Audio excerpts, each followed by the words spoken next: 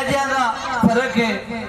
मुल्तान तक जाता है पंजाबी अपनी वुसत रखती है और पंजाबी की इस वुसत नूं सूफी शायर मौलवी मोहम्मद सुलेमान साहब ने 1899 दसिया सी कि पेशावर थी जमुना ताई चंबा थी ता डेरा बोलन समझन लोग पंजाबी सुच्चा सुखन है मेरा।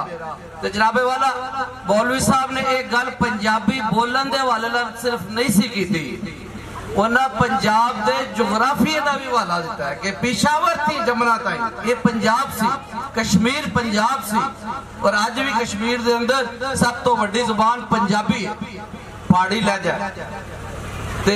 इसलिए लहजिया सियासी लैवल से सियासी मसला बना के पंजाबियों को वंडन की कोशिश सख्त काबिल मजम्मत है।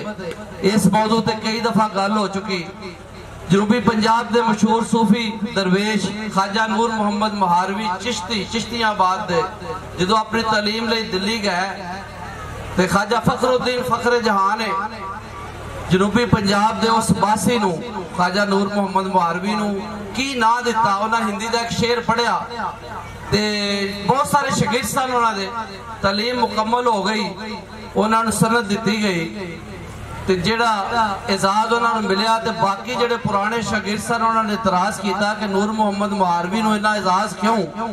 तो उन्होंने एक हिंदी का एक शेर बोलिया कि तन मटका मन शीरना सुरत बुलोवन हार मक्खन पंजाबी ले गया छाछ पियो संसार।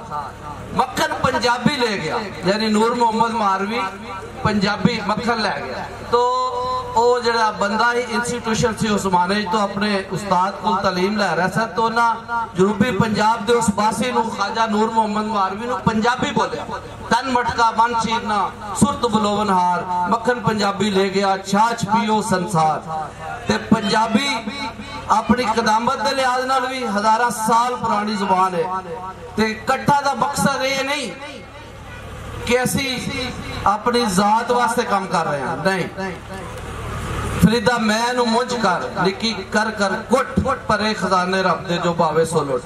ते ए पंजाबी दा काम है, कोई भी करे, भुट्टा साहब करन, अहमद रजा पंजाबी करन, डॉक्टर जमीर पार करन, डॉक्टर इहसानुल्लाह ताहिर करन, प्रोफेसर तारक जटाला करन, जनाब चौधरी अकबर साहब करन, मोहम्मद जाहिर साहब करन, ये सब का काम है।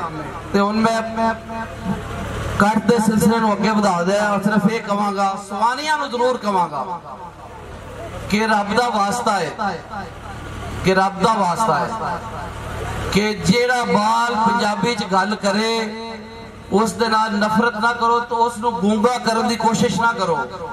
जिसलिए वो आदमी नू भाईया आंदा है तो गलत नहीं कह रहा होंदा, सही कह रहा होंदा। तो जनाबे वाला असैम्बली दे विच क्लास दे अंदर सैमीनार्स दे अंदर जो भी मौका मिलया तो शब्दों मत दे नाल इस गल नू बयान करने की कोशिश की है कि पंजाबी कोई गाली नहीं।